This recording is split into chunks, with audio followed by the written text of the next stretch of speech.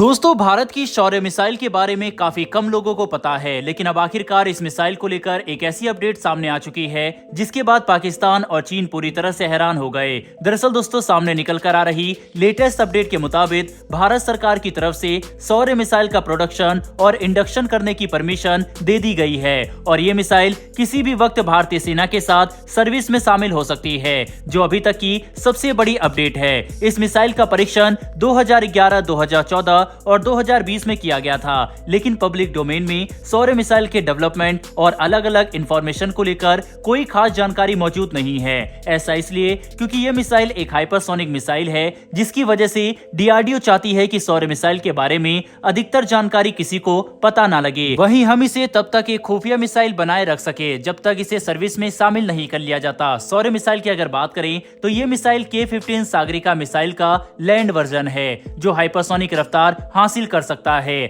बता दें कि एक अरिहंत क्लास की सबमरीन में लगभग 15 सागरिका मिसाइल हो सकती है, जो 750 किलोमीटर से ज्यादा की दूरी तक दुश्मन पर हमला करने में सक्षम है। वहीं पर अगर शौर्य मिसाइल की बात करें तो इसे भी कनस्टर से लॉन्च किया जा सकता है और ये एक बार में 700 किलोमीटर से लेकर 1900 किलोमीटर की दूरी तक किसी भी तरह के टारगेट को डिस्ट्रॉय कर सकता है। जमीन से जमीन पर हमला करने वाले शौर्य मिसाइल अपने साथ कन्वेंशनल और न्यूक्लियर दोनों तरह के हथियार ले जाने में सक्षम है, जिसे अगर इस मिसाइल की हाइपरसोनिक रफ्तार के साथ जोड़ दिया जाए तो ये दुश्मन के लिए किसी बुरे सपने से कम नहीं होगा। सबसे बड़ी बात तो यह है कि ये मिसाइल 200 किलोग्राम से लेकर 1000 किलोग्राम तक का हथियार ले जाने में सक्षम है, जो शौर्य मिसाइल को दुश्मन के इलाके में काफी भारी तबाही मचाने के सक्षम बनाती है। इतना ही नहीं बल्कि इस मिसाइल के अंदर काफी एडवांस नेविगेशन, प्रोपल्सन और कंट्रोल टेक्नोलॉजी का इस्तेमाल किया गया है, जो इसमें किसी भी तरह की गलती की गुंजाइश ही नहीं रखता।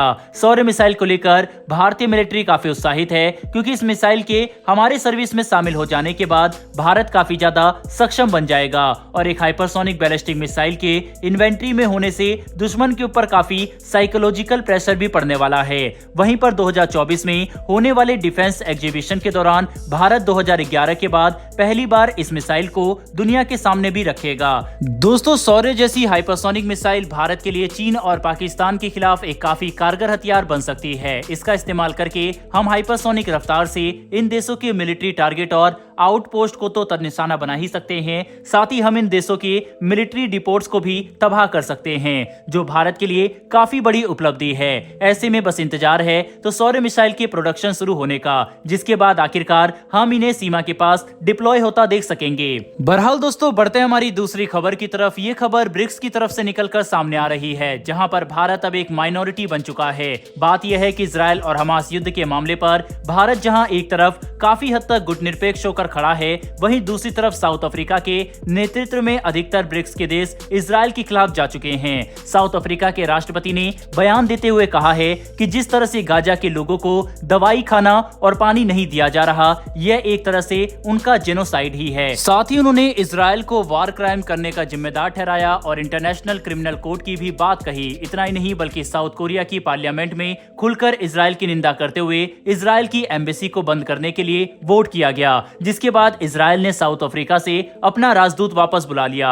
ऐसे में हम देख सकते हैं कि कैसे इजराइल और साउथ अफ्रीका के संबंध पूरी तरह से खत्म हो चुके हैं, जिसके साथ ही भारत पर भी दबाव बढ़ रहा है। बता दें कि चीन, रूस और साउथ अफ्रीका तो पहले ही इजराइल के खिलाफ हो चुके हैं, वहीं ब्राजील भी इजराइल के लिए कुछ बड़ा करता नजर नहीं आ रहा। बस भारत ही बचा है जो गुटनिरपेक्ष रहकर इजराइल और फिलिस्तीन दोनों के लिए बात कर रहा है। हालांकि भारत की भी पॉलिसी साफ है कि हम फिलिस्तीन को एक स्वतंत्र राष्ट्र के तौर पर देखना चाहते हैं, लेकिन हमास जैसे आतंकवादी संगठन का समर्थन नहीं करते। देखा जाए तो वहीं ये सब कुछ हो रहा है, जिसके बारे में अमेरिका ने पहले ही चेतावनी दी थी। अमेरिका पहले ही ये बात इजराइल को बता रहा था कि अगर गाजा पट्टी में उनका मिलिट्री ऑपरेशन ज्यादा लंबे समय तक चला तो दुनिया भर में एक के बाद एक देश इजराइल के खिलाफ खड़े हो जाएंगे, क्योंकि गाजा पट्टी में मौजूद 20 लाख से ज्यादा लोगों तक दवाई, खाना, पानी और बिजली जैसी बुनियादी सुविधाएं जब तक नहीं पहुंचेगी तो ये देश बिल्कुल भी शांत नहीं बैठने वाले, जिसकी वजह से सबसे अच्छा तो यही होगा कि इजराइल मौजूदा सीज फायर को लेकर आगे विचार करे और इस युद्ध को जल्द से जल्द खत्म करने पर कोई डिसीजन ले।